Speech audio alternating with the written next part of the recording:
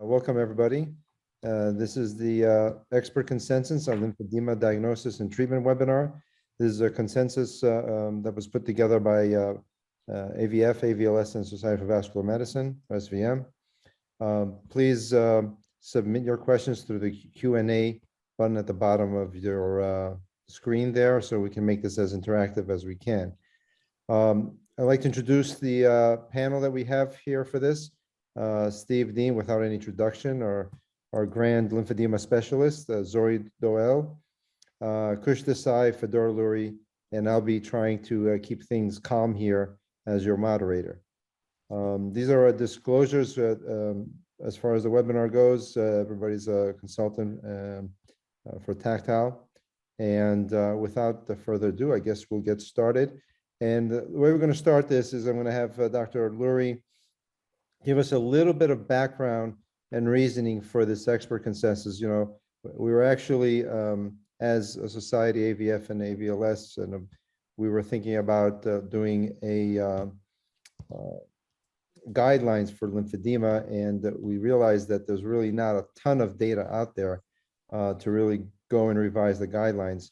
So the next best thing we thought was a Delphi consensus. And Fedor, why don't you tell us a little bit about it?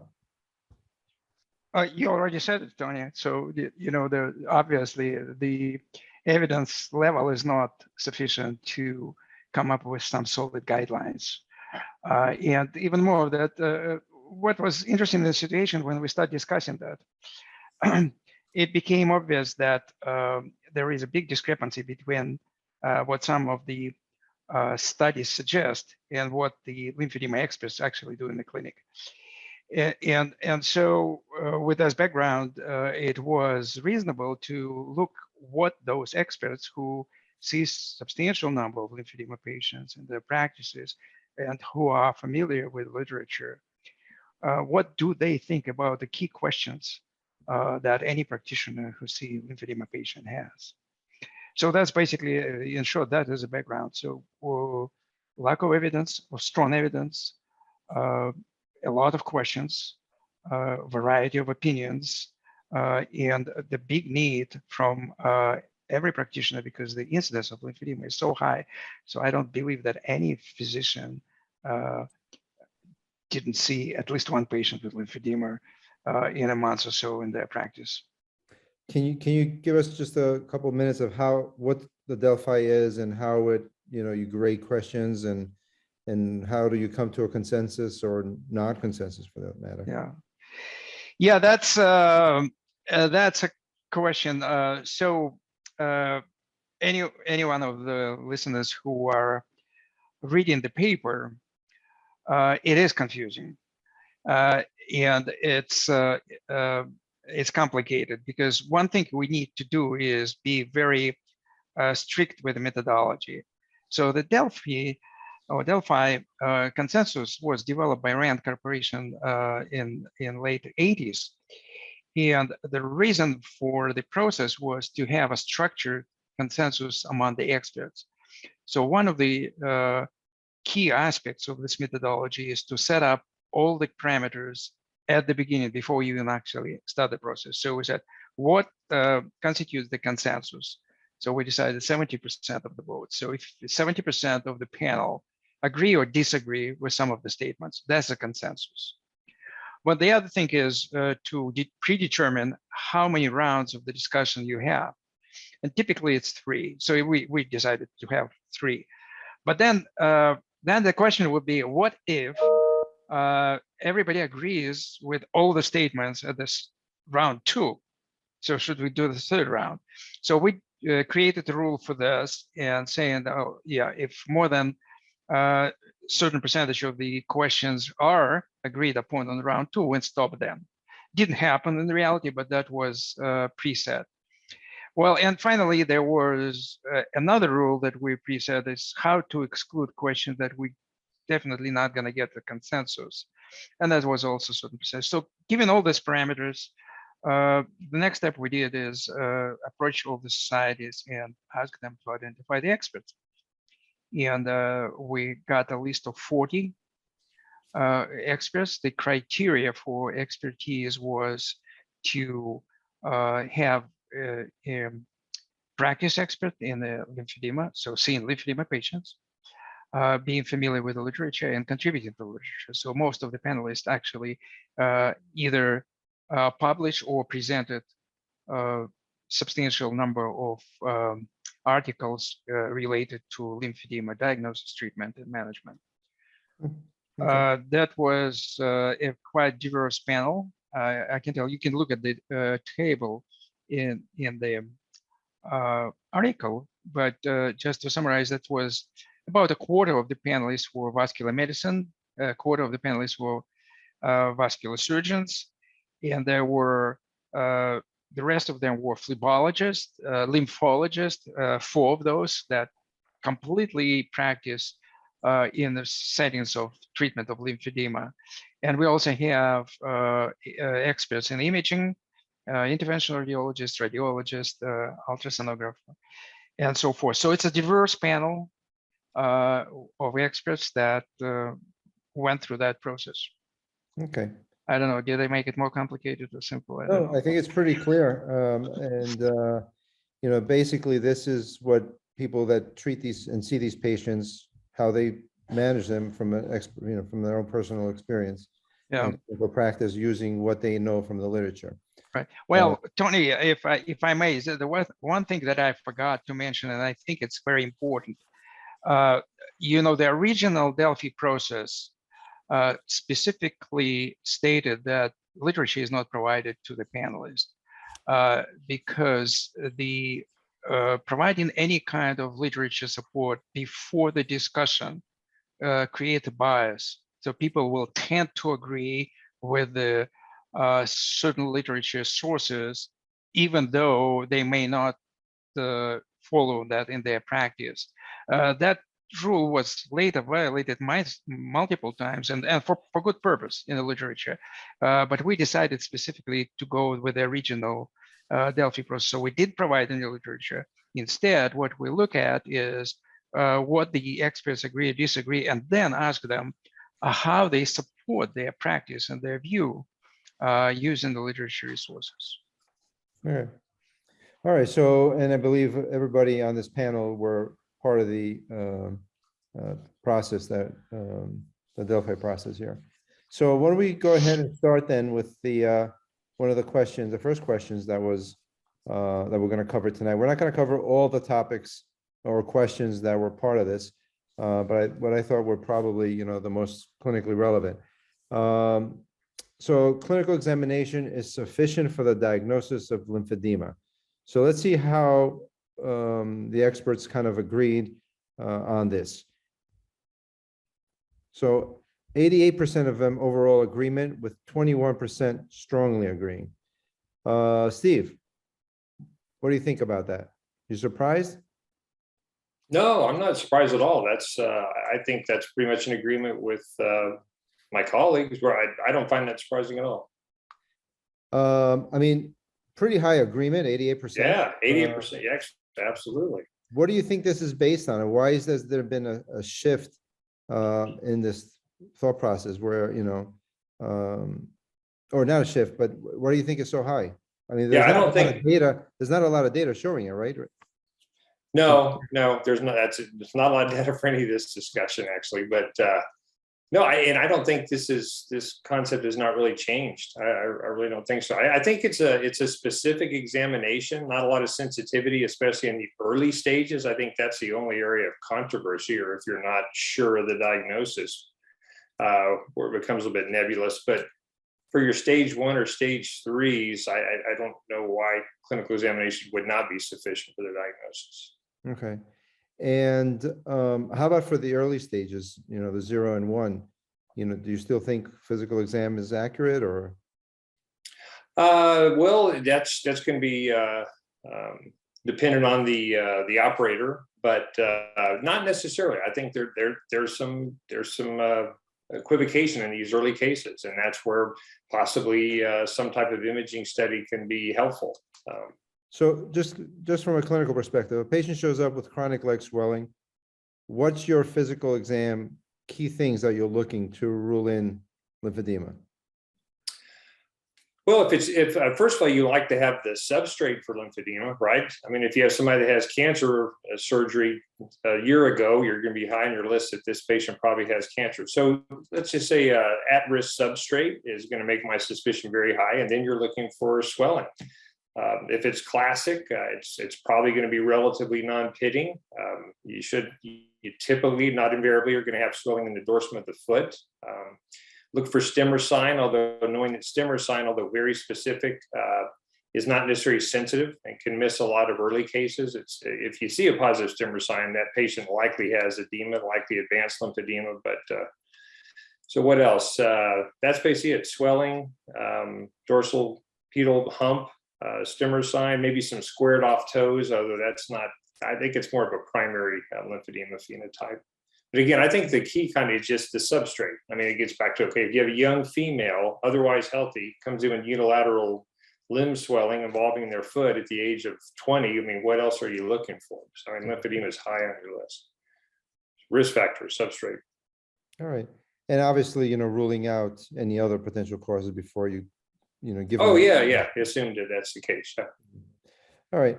Well, physical exam is important, but how about any type of evaluation for following these patients? Do you just use physical exam, Fedor, or is there other? I know in the consensus we talked about it. Why don't you put up the next slide? Which was the next question. Patients with lymphedema should have quantification of swelling. And let's see what the panel, the experts agreed on this. So even more, 94% agreement, 43% strongly agree. So some type of quantification of their swelling. Fedor? Oh, yeah, and it's not surprising because how you monitor your progress. I mean, what's the treatment is effective or not. I think the most concern related to this issue is how to do that. Correct. And that's the variety of things that's available today. I mean, historically, water displacement, but it's completely non-practical. I mean, anybody who tried to do that knows that you cannot really use it. Circumference measurements, I think they are sufficient for a lot of patients. What you're missing though is the quality of edema, because it's not uniform across the leg. So you can have different areas with maybe not decreasing in circumference, but becoming softer over time. So you're missing those points by just circumference measurements. Well, there most recently, the electronic electro-optical options, that's probably more accurate but expensive. And I don't think it's practical to have it in general office. I mean, you just can't in specialized clinics, of course. And then the other more advanced technique that's also expensive. So yeah, I think just circumferences probably is the most practical and common way to do. I don't know, Steve, what do you use? Yeah, same thing. I'm in an outpatient. Even though I'm in a university setting, I'm in an outpatient at the university. We don't have access to bioimpedance or perimetry. I mean, that's just not, I would say 99% of people that see lymphedema are probably using limb circumference. Right? Mm-hmm. Has any of you used the LymphaTech, that 3D handheld device? Yeah, I was going to mention there's Yeah. a couple of devices. The LymphaTech, which there's a circumference of the leg with an iPad, and you can get an accurate volume measurement of the leg. There's So you're using that, Tony? I'm not. I mean, there's a handheld device that looks at water percent water in the area that you're evaluating. It's called the lymph scanner and there's a different one using bioimpedance. So there's a couple of different devices. I mean, I know circumference is easy and cheap. It's the question is how many people are really doing it and how reproducible it is versus some of the other available advice, especially for follow-up to see how they're improving their swelling. Mm-hmm. I don't know, any role in that, or anybody uses them? I don't use them. I think they look very interesting. They look good, exactly. Yeah, and it eliminates the operator error, not getting the exact measurements when you use one of those handheld devices. To to measure the volume. It Yeah. just looked very interesting. I just don't have any personal experience with it. It'd be nice to see, some data on this to, again, to show clinically how these patients improve with treatment, right? Mhm. That's what I was gonna say, Yeah. Tony. I mean, circumference, we can wrap our heads, no pun intended, around that. But with the newer technologies, you have to show some sort of clinical correlate that, the change in the reading is actually associated with a clinical improvement or a clinical deterioration for the patient. So, like anything, we need at least some rudimentary data to show, directionality. Yeah, and I would be especially cautious about dielectric constant using, because those Tony, you mentioned that there are a variety of devices that presumably measure percentage of water. The depth of the measurement is different in different devices. Correct. So you get in information, for example, for skin that's just 2 or 3 millimeters subcutaneous tissue, which is not the representative of lymphedema. So that's a little bit, and as I agree with you. We really need some data showing the accuracy and responsiveness of those instruments. Okay. Let's go to the next. Yes. So, I just want to circle back here for just a second. Looks like we've got plenty of time. Back to the physical examination issue, because we didn't hear from the other panelists on how they felt about that. I mean, is the physical examination adequate? I would think, to me, a stage 2 or stage 3, there should not be equivocation. It's the early stages that I think were in question from my standpoint. I would like to hear what else's opinion on that. I think it depends on if it's going to affect your treatment. If an extensive study isn't going to change what you're going to do as far as treatment goes, I don't know that I feel that it's necessary.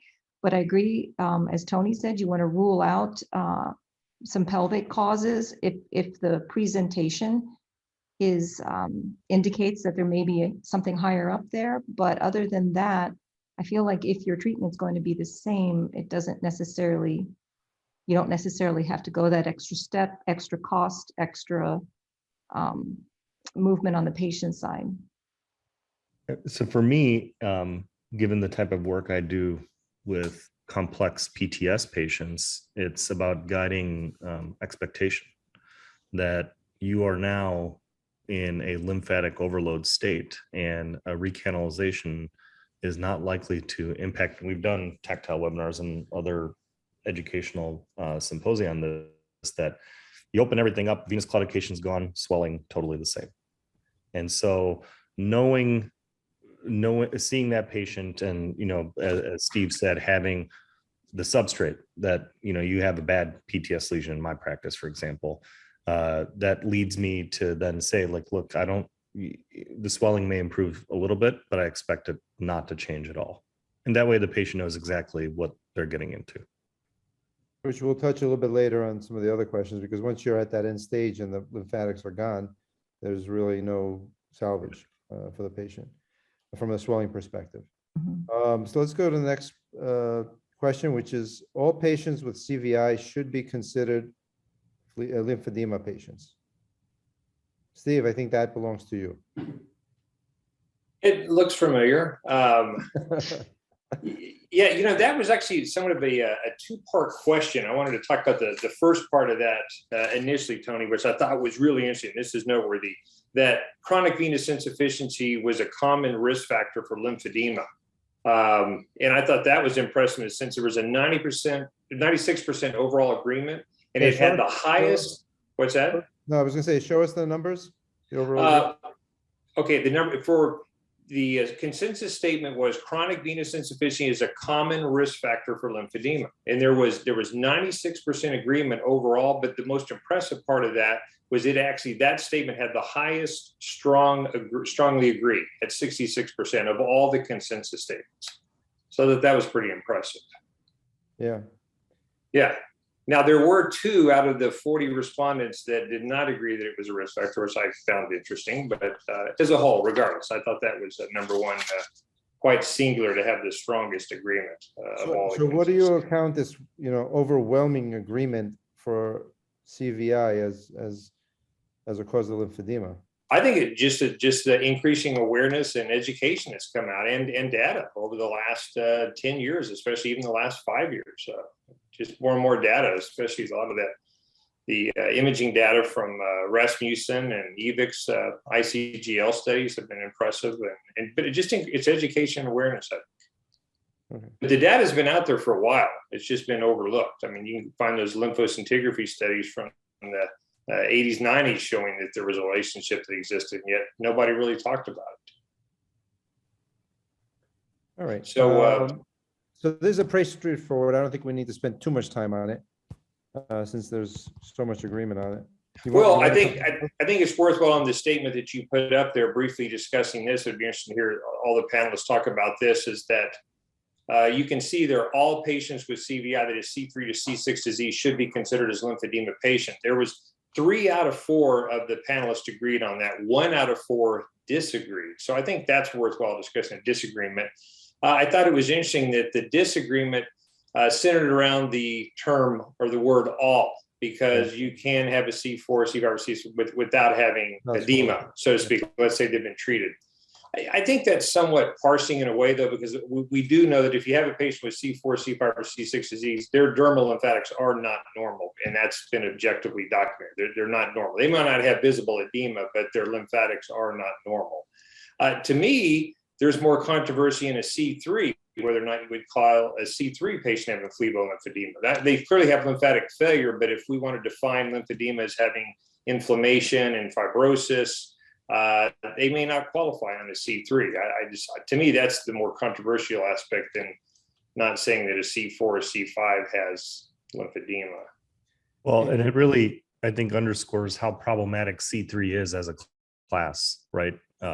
It's absolutely the least descriptive of the clinical classes in the SEEP score. So we know what we're talking about with a 6 or a 5 or a 4 A, B, C, but with a 3, like it could be the ankle, it could be all the way up to the groin. And there's, I know there's been revisions of it, but people still talk about C3 in a very sort of general manner. I think it's, Kush, I think you're right. Part of the problem is it's evolving knowledge, because though initially it was, well, C3 was defined as a venous cause of edema. Now we know that it's not really true.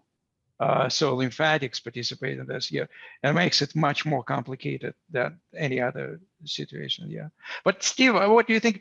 Here's what my take on the value of consensus is. Okay, we got the experts, and they overwhelmingly agree on something. What if you ask non-experts? If you ask your primary care colleagues, do you think they will agree with that statement? It would probably be reversed.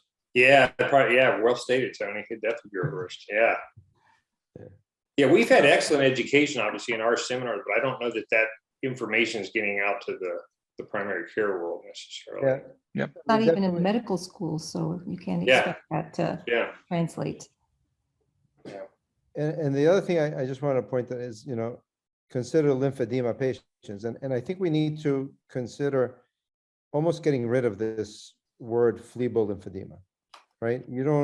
It's lymphedema secondary to venous disease, just like it's lymphedema secondary to cancer or radiation. Or why do we need a special word for lymphedema due to venous disease? True. Especially I don't know. I just kind of.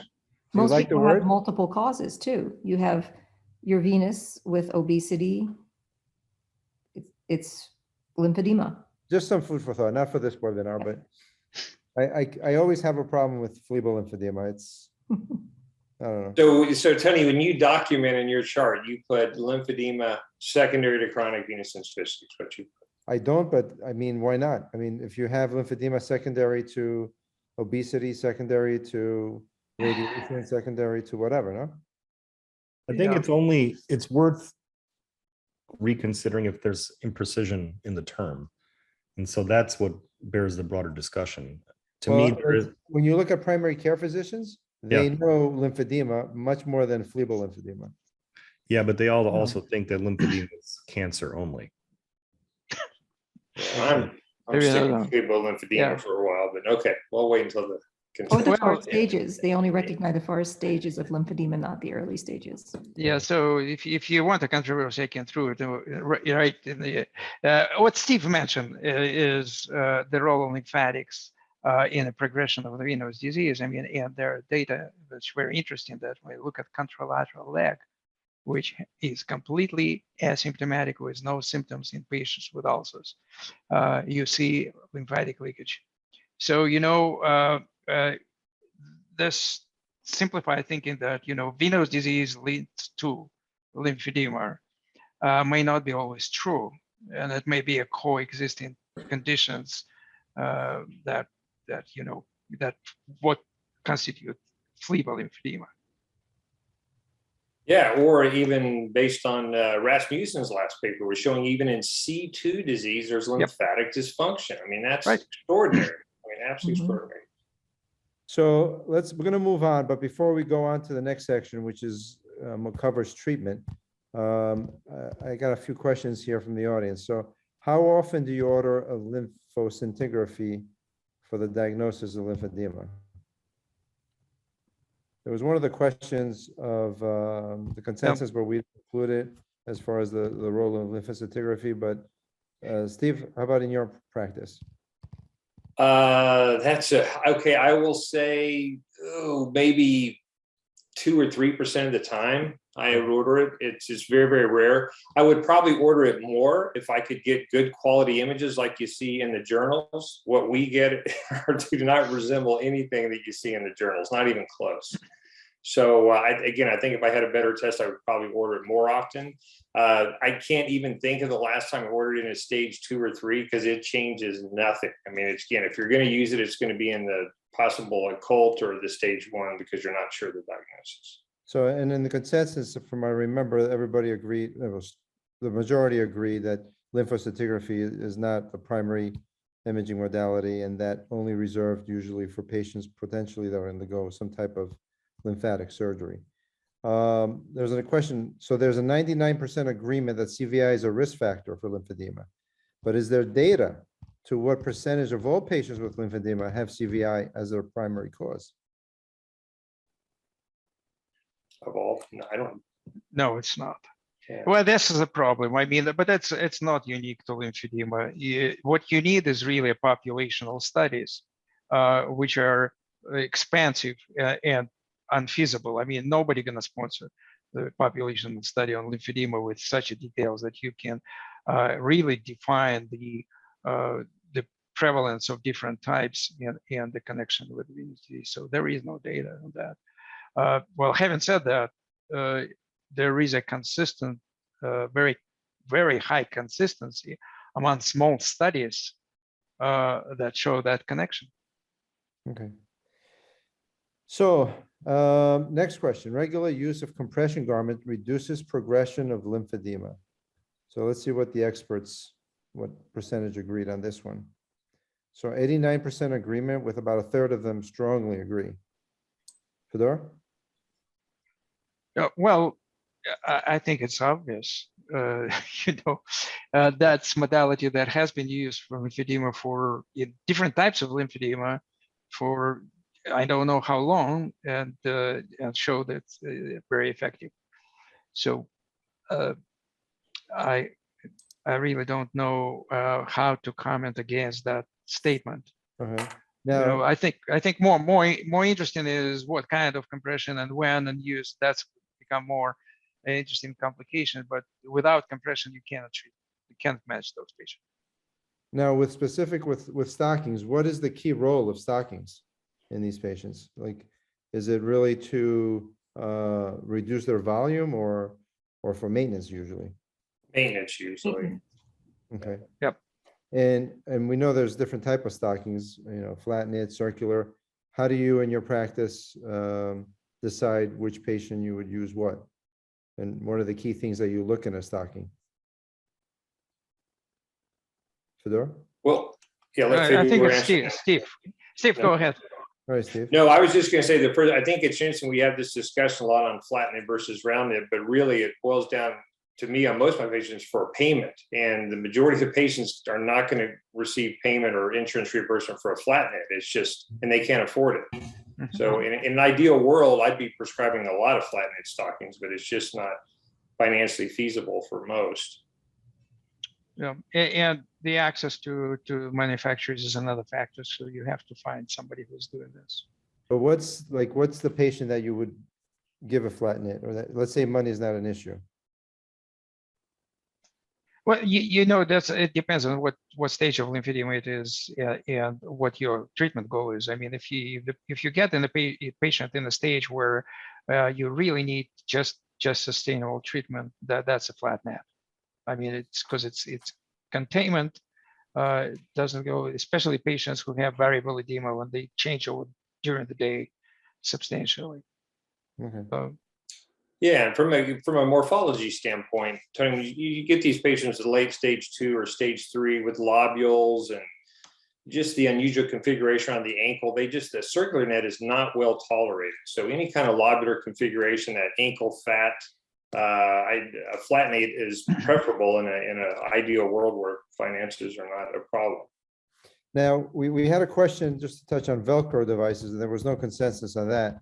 But there was agreement that, they're valuable. Any, Zoe, when do you use them?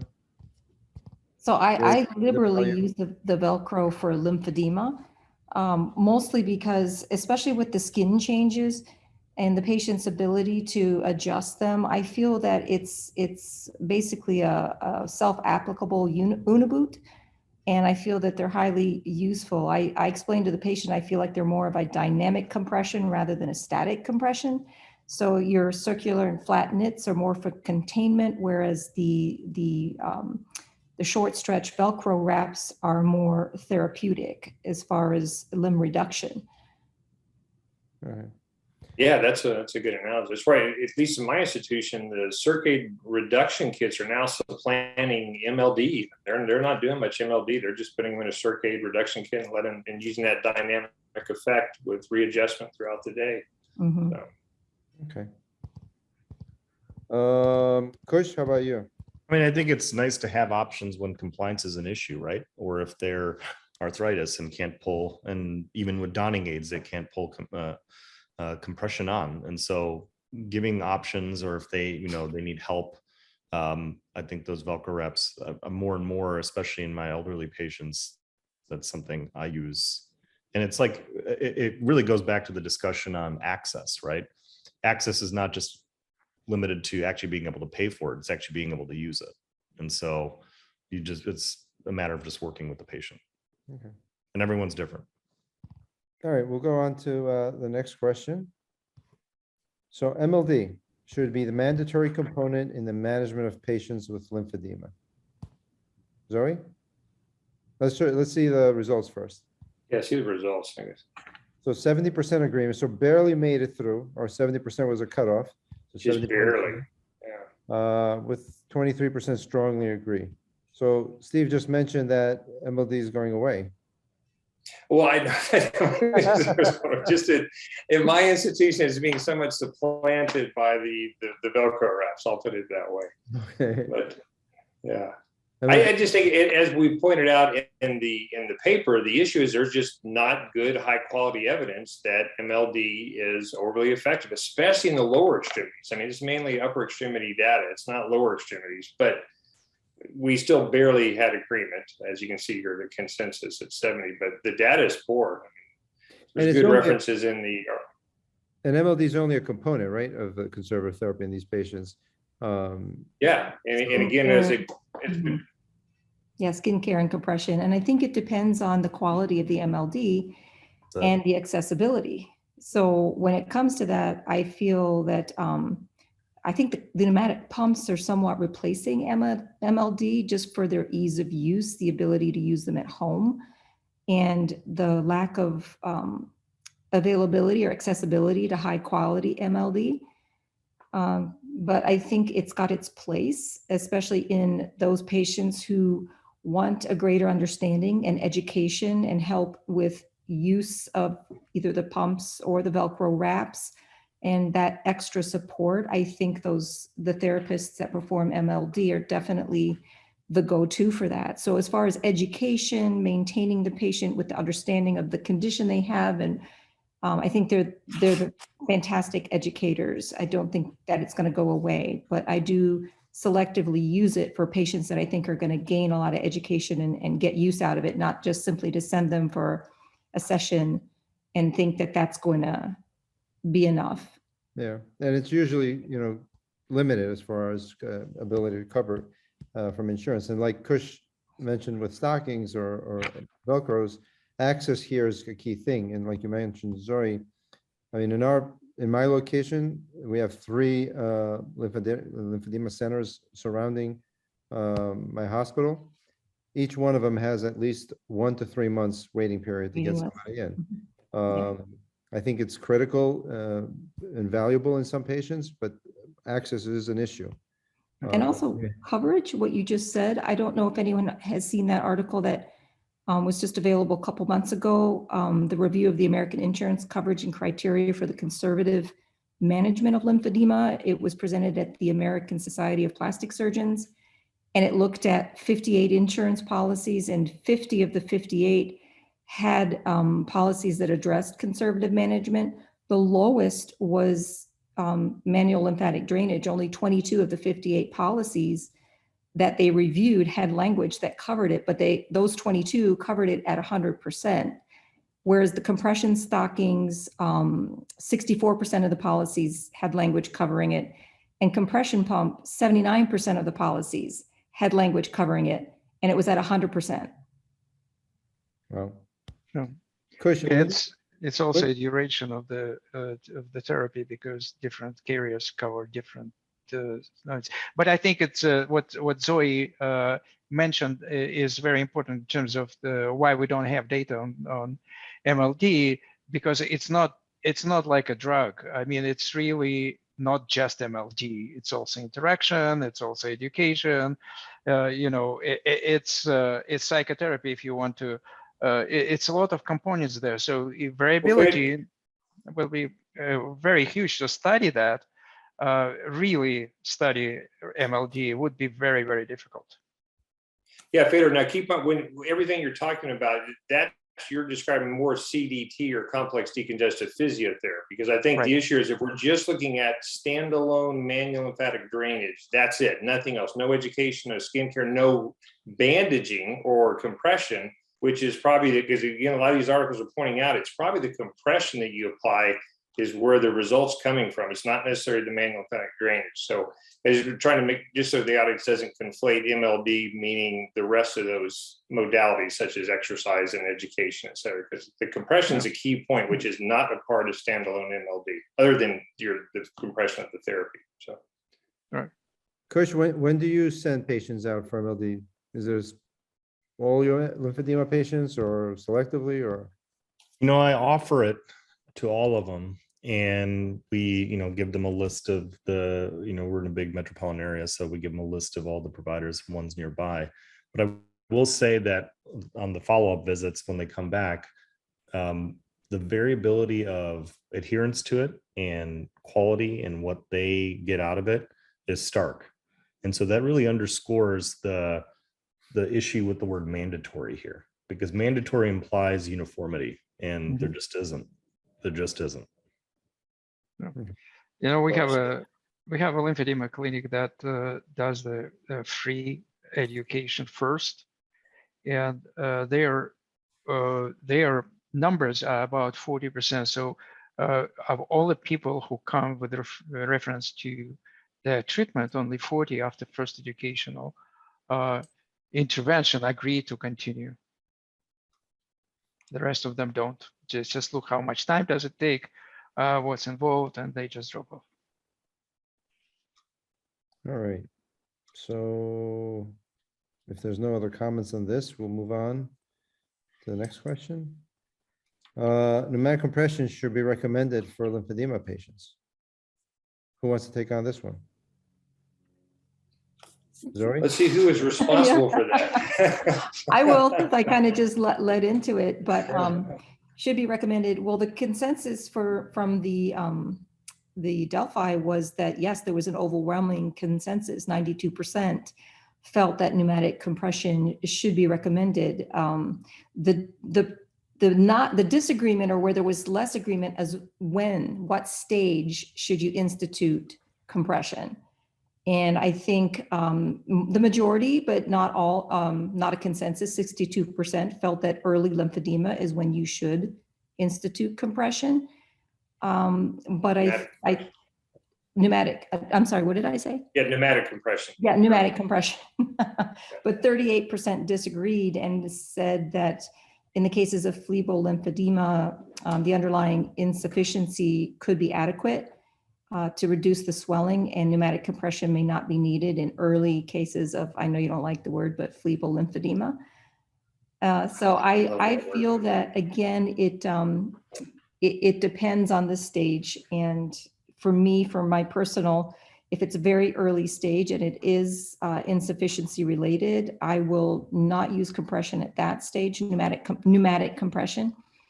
But when I have a higher level of disease from venous insufficiency, definitely when you hit C4 and there is edema associated with it, I am 100% instituting pneumatic compression. If you add obesity to the diagnosis, even in early lymphedema, I am adding pneumatic compression because I feel those patients are at a much higher risk for developing long-term lymphedema. And the articles that we referenced earlier with Rasmussen showing, as Feder pointed out, that even in a contralateral limb with no ulcer, there is compromised flow, lymphatic flow that improves with pneumatic compression. I think it's important to prevent the destruction and the fibrosis of the currently healthy lymphatics. So I'm in support of it, and earlier rather than later. So the key there was, talking about venous, caused lymphedema, right? Or lymphatic dysfunction. But if you fix unlike, primary lymphedema or cancer-related lymphedema, there's not much you can do, right? Here, if you fix the underlying venous problem, theoretically, you should prevent progression. Again, no data on that, but you hope that you are, preventing progression. But the interesting thing, Steve, is why was there consensus? We didn't cover it on the previous question, but there was another question about using MLD in early stages, and there was consensus there, but not for pneumatic compression. Why? Yeah, I don't know. I think they're probably drawing on the breast cancer related data suggesting benefit in early cases. If you find benefit, it's in those early cases to prevent progression. I think that's what they're drawing on. But again, that's upper extremity, which hopefully it's applicable for lower extremity. I don't know that it necessarily is. But even then, I questioned that in the sense that, there was I'm sure you're familiar with Tom Maldonado's study from last year, and that was a prospective study of almost 200 patients. They were treated with the FlexiTouch, and 70% had stage 1 lymphedema, and they benefited just as much as the stage 2 or stage 3 in reducing volume. So, I mean, you've got a prospective trial out there with a pneumatic pump showing it's beneficial early. So, I'm with Zoe. I don't necessarily use it on my stage 1, but you certainly have data out there. Again, that's one of the better studies out there that's prospective based at showing it benefits a stage 1 patient. And Stanley Roxon's study too, that was published in, presented at AVF, published in 2019 JVS, that looked at the FlexiTouch versus basic pump or other advanced pumps. And it did show a reduction in medical costs associated with it. So again, reduction in cellulitis, quicker healing of ulcers. You need to pick your patient, but I think when you're headed down that path and your patient is headed down that path, and we all have gotten used to picking out those patients, I think earlier is better. Okay. Yeah. I mean, I don't think there was a question on, selection of advanced versus simple, but there was a discussion in the paper on that. Who wants to expand on it? Absolutely. So from any of the attendees right now that aren't quite familiar with the difference between the basic pump and the advanced pump, it has to do with the programmability of the individual chambers or the groups of chambers. So those that have programmability are the advanced pumps, whereas those that have a set pressure gradient are a basic pump. And then also the mechanism of action of the inflation of the pump in the advanced pumps shows a difference between the different types of advanced pumps. So you have your hold, press and hold pumps, and then you have your peristaltic or wave pumps. And there's a theoretical, if you have the press and hold pumps where the individual segments press and hold and you move more proximally, if you have underlying venous insufficiency and you're pressing and holding proximally, theoretically you can push the venous blood distally through the insufficient valves. And the peristaltic or wave compression is a little more similar to manual lymphatic drainage techniques, especially with the smaller or more narrow chambers like the FlexiTouch has, which may be why Roxanne's group, I'm not sure, chose to look at that one, but the narrow chambers mimic the stretch and release, I think, on the skin that the lymphedema therapists use to pull apart those anchoring filaments in the lymphatic capillaries to allow the interstitial fluid in, and then the release to allow the fluid to progress proximally. So, the basic is non-programmable, advanced is programmable, and then with the advanced, you have the different chamber sizes and different compressions. All right, perfect. Mhm. Any other comments on this? I have a No, comment so, on Medicare. Okay, go ahead. Go ahead, Oh, Steve. go ahead, sir. No, I was just gonna say, one of the questions they were just asking, well, why wouldn't you use it more often in stage one, a pump? And, that's a good question. If you found a really compliant patient, it's probably a great idea. Maybe I need to use it more in stage one. It's just. Yeah, I think it's your prediction of where that patient is headed in the stage one lymphedema related to insufficiency, like Tony was mentioning. Maybe the endovenous ablations are enough with the stockings. Maybe, however, you have other people that, I kind of agree. Yeah, and then also, I'm going to go back to, because the Roxanne's paper, that was the claims days, it was a healthcare claims analysis, so it was a retrospective review versus I like Tom Maldonado's study in the sense it was prospective. It was the first one out there. And again, these 70% of stage one patients, you reduce the incidence of, like Zoe was mentioning in the other paper, cellulitis. I mean, that's a huge deal to reduce cellulitis, which Tom showed. Yeah. And hospital admissions and outpatient admission or urgent care visits, it reduce that as well. And that's it's mainly stage one. So that right there is a good reason why maybe we should be using it more in stage one. And I don't think you have that data as far as in the MLD data. I don't know that that's shown anything regarding ulcers or cellulitis at all. I think there's quality of life data for breast cancer in stage one, but I don't know about, of course, ulcers aren't applicable, but cellulitis, I don't think that's been shown. No, I think you're right. I think it's just the quality of life. Yeah. But again, I mean, when you look overall in the literature, there is no level one data other than when you compare the different pumps. There is some, good enough data, I think, and this is why there's agreement in a lot of the experts that with advanced versus simple, just because, you have the FIFE paper, which was a randomized prospective study, small study, which showed improvement in quality of life and reduction. There's several claim data that Tom O'Donnell has published looking at cost savings. Even though they're more expensive pumps, you get cost savings due to reduction in cellulitis compared to simple pumps. Yeah. So I think that pretty much wraps up. I think we wanted to summarize the papers here, but before we do that, let's go through some more of the questions.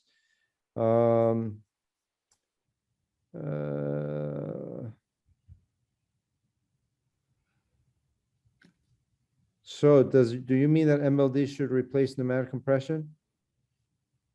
Vice versa? Is that vice versa, or MLD replace pneumatic compression and pneumatic compression? It can be replaced, can be replaced. Oh, can be replaced by pneumatic compression.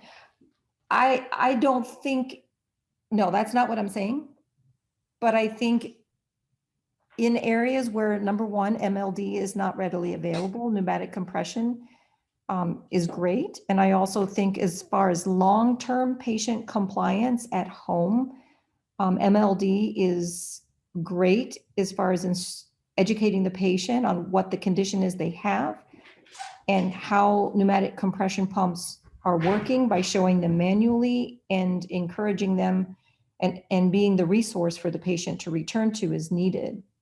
But on a day-to-day basis, you can't expect to have MLD an hour in the morning and an hour in the evening every single day, but you can do that with a pump. So I think there's a place for both. Okay. Steve, do you agree? Or Kush? Yeah, no, I agree. I mean, every patient's different. Everybody's circumstances are different. Their insurance carrier is different. Yep. Access is different. Compliance, access. All of it. yeah. There's not going to be, I don't think there ever will be a one size fits all. All right, so I would like to hear your opinion about ICG fluoroscopy to evaluate physiologic drainage before and after MLD.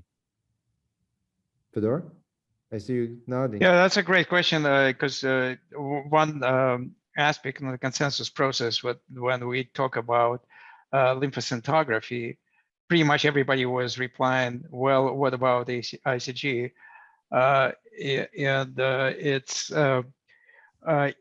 think the data is not there, but it will be very interesting to see what's changes and how. Definitely an interesting test. Would you agree that the gold standard for C3 through C6 should reflect education, compression, MLD, advanced pneumatic compression?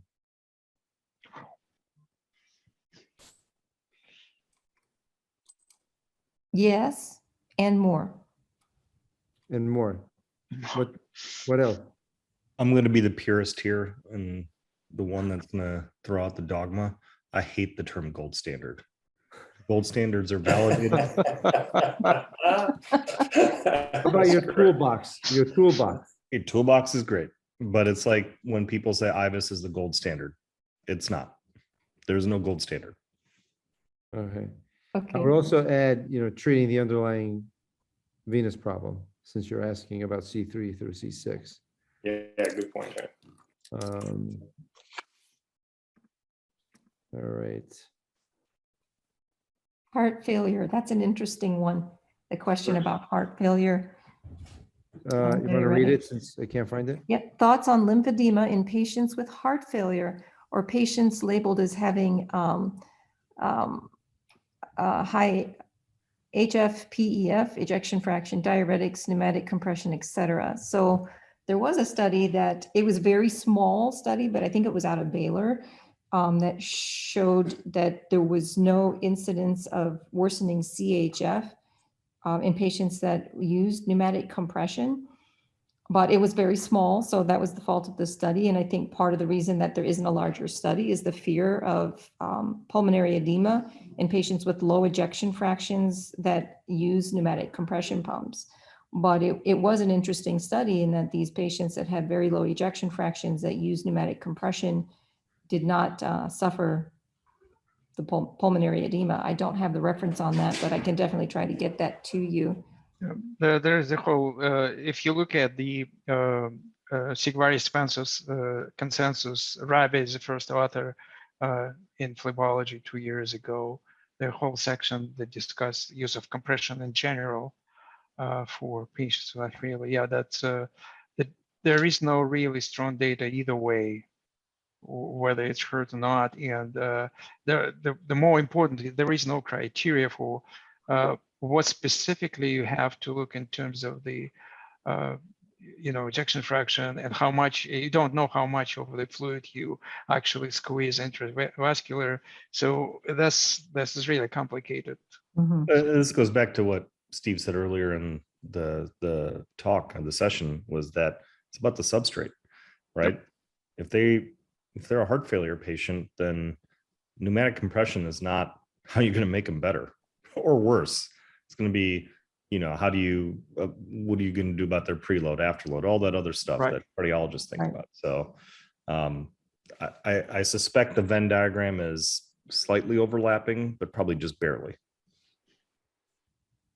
But at least from a clinical standpoint, I still point out that the majority of patients you're going to see with heart failure and lymphedema are HFpEF with maintained or diastolic dysfunction. So it's preserved. So heart failure, preserved ejection fraction. They're the ones that really get to significant peripheral edema. It's not necessarily the ones with Yep. reduced systolic function. Yeah. Yeah.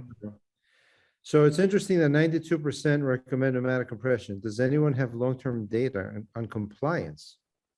No, long term, no. Oh, With pneumatic compression? Yeah, No. well, No, with the compression in general, there is a relatively long-term data. It's about 3 to 5 years. There are 2 studies that did that. But long-term now. what's the compliance? Well, so the compliance is not yes or no. It's not binary. So there is initial compliance, there is the later compliance, and there is there's 4 different boxes that you can take compliance. So the sustained compliance, which is from the beginning to the end for 3 years, was around 40%. Yeah. What initial compliance about 60%. But what is interesting that the later compliance, so the patients who are non-compliant at the beginning and then became compliant, that's another 40%. So if you add all this together, it's going to be about 60% of the patient who are compliant for some time during that 4 years. Yeah. No. And again, this is a problem with any therapy, right? I mean, Yeah. you look at randomized trials on drug Mhm. therapy, compliance is miserable. So- Intermittent compliance. Yeah. Well, just so a little teaser, Tactile is working on an app that will interact with your phone and the pump that will provide data on patient compliance in the near future. Great, great. Just, look out that you're coming soon. What are your suggestions for compression in lymphedema? Steve, I I know would you- just follow the US lipedema guidelines.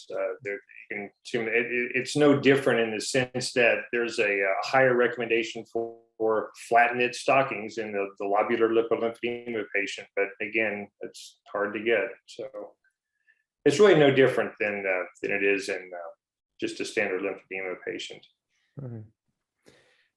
All right, so it's actually right on time, 9 o'clock. We're just gonna put up the slide here to wrap it up. And kind of summarize your, some of the major things I think from the expert panel consensus was. So clinical exam is sufficient for the diagnosis of lymphedema. Patients with lymphedema should have some type of quantification of swelling to evaluate and follow up and see progression or improvement. All patients with CVI should be considered lymphedema patients. Regular use of compression garments reduces progression. MLD should be a mandatory component in the management of these patients. And pneumatic compression should be recommended for lymphedema patients. Whoever wants to take a scan here of this QR code, it will give you access to the full publication. And I would like to thank all my speakers here and panelists for participating in this, I think, pretty important paper that's very valuable from a clinical perspective. And thank Tactile for putting this together. And I wish everybody a good night. Thanks, and I'm never going to say gold standard again. That's all I got. There are gold standards, but not here. Not here, okay. All right, everybody, have a good night. Good night. Bye-bye. Good night.